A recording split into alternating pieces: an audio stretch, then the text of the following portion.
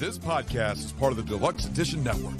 To find other great shows on the network, head over to deluxeeditionnetwork.com. That's deluxeeditionnetwork.com.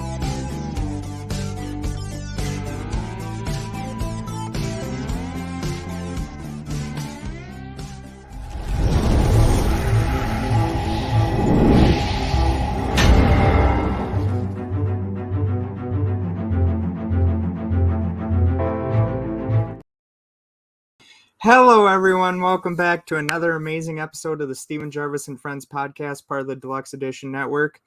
We have surpassed 1,000 downloads all time on the podcast. As I said, we may do a Q&A. We may not. I'm going to live stream something. I might just have guests come on and then do the Q&A, or we might come up with something on the spot. Who knows? But thank you so very much. You, the loyal listeners, supporters, have made this podcast what it is today. Been doing this for 4 years, but if you go on Buzzsprout, it'll say that the podcast is 1 year old. Don't listen to that. It's 1 year old on Buzzsprout, but I've been doing this for 4. Different names, like the Stephen Gervais Reviews, until I settled with Stephen Gervais and Friends podcast. But go over to the deluxeeditionnetwork.com, where you will find the May podcasts of the month, which are The Real Drunks and Horsing Around. Sorry about that. It's been a while. So excited to have another milestone passed, thanks to the fans and loyal supporters. And also, if you're looking for other podcasts on the network, go to the deluxeeditionnetwork.com, where you'll find many great podcasts done by many great people. Today, we are talking about The Blob, the 1958 version to be precise about it, which starred Steve McQueen in his first feature film leading role, and Annette Coruscant, and co-stars Earl Rowe and Olin Howland. It was distributed by Paramount Pictures as a double feature with I Married a Monster from Outer Space. The film concerns a carnivorous alien that crashes to Earth from outer space inside a meteorite, landing near the small communities of Phoenixville and Downingtown, Pennsylvania. It envelops living beings, growing larger, becoming redder in color, and more aggressive, eventually becoming larger than a building. So the plot of this is, in a small Pennsylvania town, teenager Steve Andrews and his girlfriend Jane Martin kiss at a lover's lane when they see a meteorite crash beyond the next hill. Steve goes looking for it, but Barney, an old man living nearby, finds it first. When he pokes the meteorite with a stick, it breaks open, and a small jelly-like glob inside attaches itself to his hand. In pain and unable to scrape or shake it loose, Barney runs onto the road, where he is nearly struck by Steve's car. Steve and Jane take him to Dr. Hallen. Dr. Hallen gives the guy, or Barney as he's called, anesthetic, and sends Steve and Jane back to locate the impact site and gather information. Hallen decides he must amputate the man's arm since it is being pretty much engulfed by the blob. Before he can, the blob completely absorbs Barney, then Halloran's nurse Kate, and finally the doctor himself. Growing redder and larger with each victim, Steve and Jane return in time for Steve to witness the doctor trying to escape through the window with the blob covering him. They go to the police station and return with Lieutenant Dave Barton and Sergeant Jim Burt, but they find no sign of the blob or its victims. The skeptical Burt dismisses Steve's story as a prank. Steve and Jane are taken home by their parents, but later they sneak out. Gotta make sure that the camera is centered. Sorry about that. The blob absorbs a mechanic at a repair shop. During a midnight screening of Daughter of Horror at the Colonial Theater, Steve recruits Tony and his friends to warn people about the blob. When Steve notices that his father's grocery store is unlocked, he and Jane go inside to investigate. The janitor is nowhere to be seen. The couple is quickly cornered by the blob, and they seek refuge in the walk-in freezer.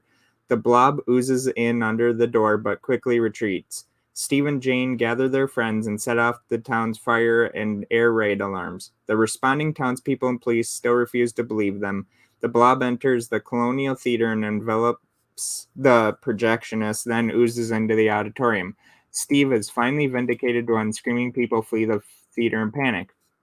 Steve, Jane, and her brother Danny are trapped in a diner along with the owner and a waitress as the Blob, now enormous from the people it has consumed, engulfs the diner. Dave taps into the diner's telephone with his police radio and warns those in the diner to take shelter in the cellar before the police bring down a live power line onto the Blob. Dave and Bert plan to electrocute the Blob by feeding it an overhead high voltage power line. It discharges a massive electrical current into the Blob, which is unaffected, but the diner underneath it is set ablaze. When the diner owner uses a carbon dioxide extinguisher on the approaching fire inside, Steve notices that the Blob recoils. Steve remembers it also retreated from the freezer and realizes it cannot tolerate cold temperatures. Shouting in hopes of being picked up on the open phone line, Steve tells Dave about the Blob's vulnerability to cold. The firemen have a limited supply of CO2 fire extinguishers. Jane's father, high school principal Henry Martin, leads Steve's friends to break into the school to retrieve its extinguishers. When they return, a brigade of fire extinguisher armed students, firemen, and police drive the Blob away from the diner, freeing the 5 trapped inside and surround and freeze the creature. Dave requests authorities send an Air Force high-lift cargo aircraft to transport the frozen Blob to the Arctic. Dave realizes that the cold will stop the Blob but not kill it. As long as the Arctic stays cold, parachutes bearing the Blob on a pallet lower it onto an Arctic ice field with the superimposed words the end morphing into a question mark. So this movie was pretty much one of the as you would say, monster films back in the day, or creature features movies. And also it's funny because an inside fact about this movie is that Steve McQueen did not think this movie was going to make much money, so he asked for cash in hand. And had he waited to see how big of a phenomenon this movie was going to become, he would have probably been paid more and probably gotten royalties and all that stuff. But he didn't know that the movie was going to be this big. The production on it, it's black and white. And not a lot of it was,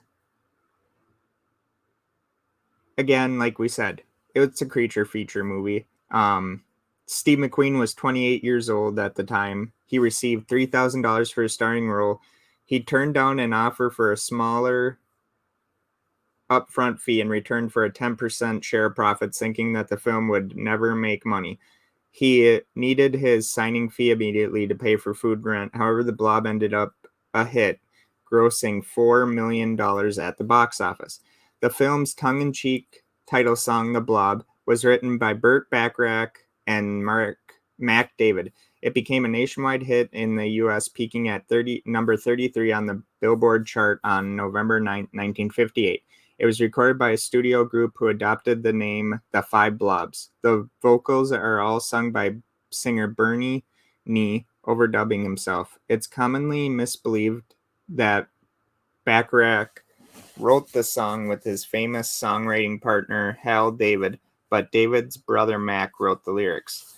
The Blob's background score was by Ralph Carmichael, who, like Yeworth, had worked on television specials for the Billy Graham Evangelists Association.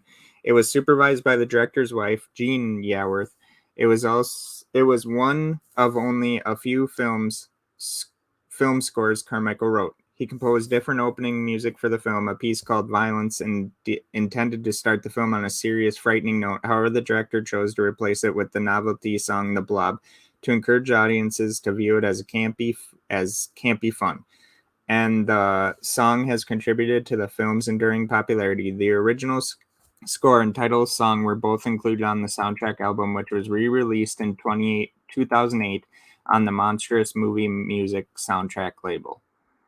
Release: Paramount acquired the Blob for $300,000 from Jack Harris and spent another $300,000 promoting it. According to Tim Dirks, it was one of a wave of cheap teen movies for the drive-in market, exploitative, cheap fare, created especially for young people in a newly established teen/drive-in genre.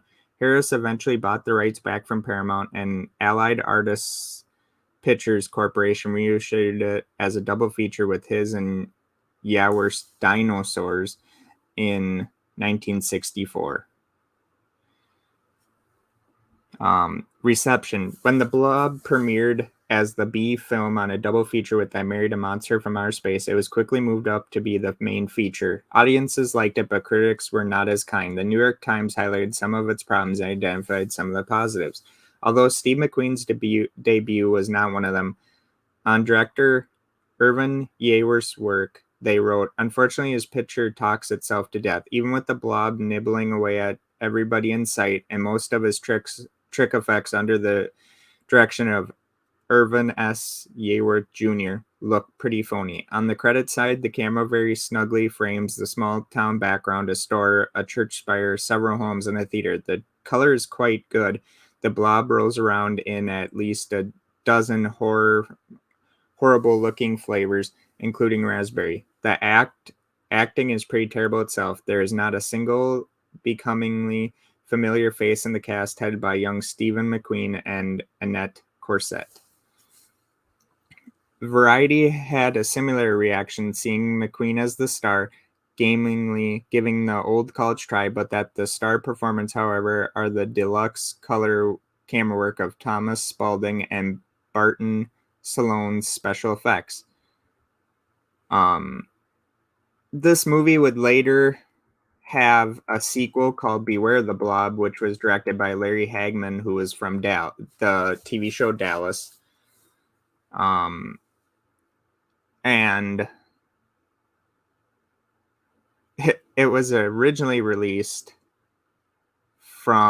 as Son of the Blob, used under, and it was had the tagline, "The movie that JR shot," which was a play on Who Shot JR from the original television series Dallas. A remake would later be made in the 80s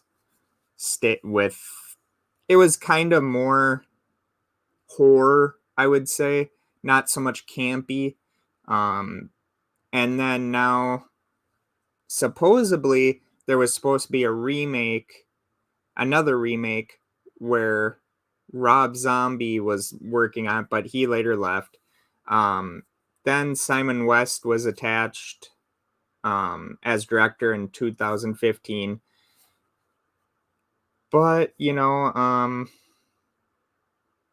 there hasn't been any updates as of 2023. So hopefully it comes out. Maybe it will, maybe it won't. It kind of sucks, but you know what? It is what it is. I mean, most of those movies back in those days weren't supposed to be really good, but they turned out really fine. I mean, look at Godzilla. Look at a lot of other movies that Godzilla and the Blob and King Kong and all those other monster movies would later have. I mean, would we have Cloverfield without the Blob or Godzilla? Would we have The Thing without that? Maybe not. Maybe we do. Maybe not. But you know what? That's the end of the episode. I'm sorry if I sounded kind of all over the place today. I'm kind of excited. I'm really excited that we hit our goal, but at the same time, it's like nervous. So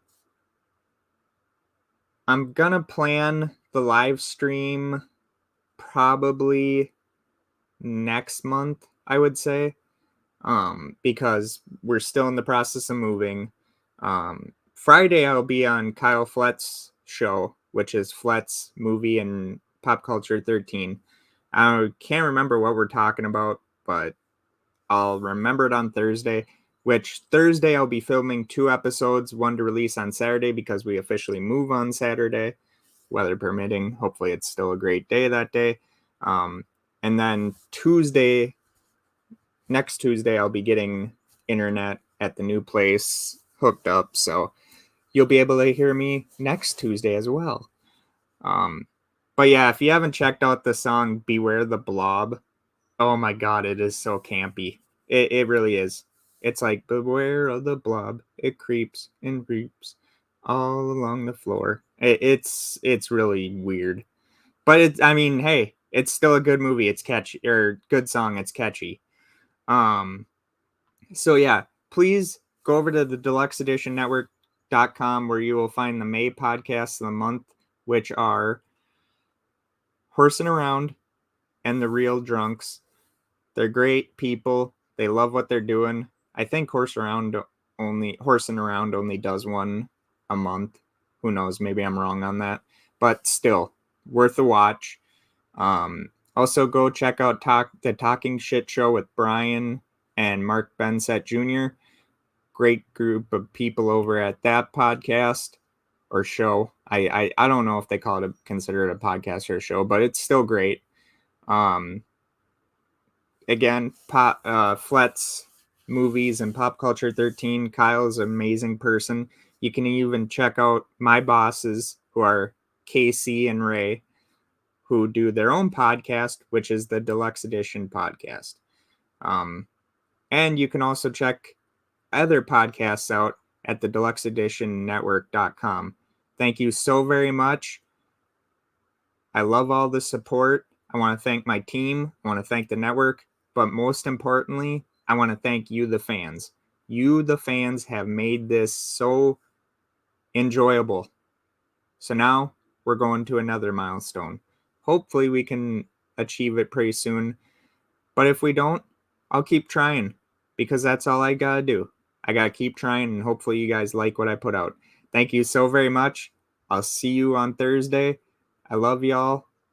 And this was another episode of the Stephen Gervais and Friends podcast.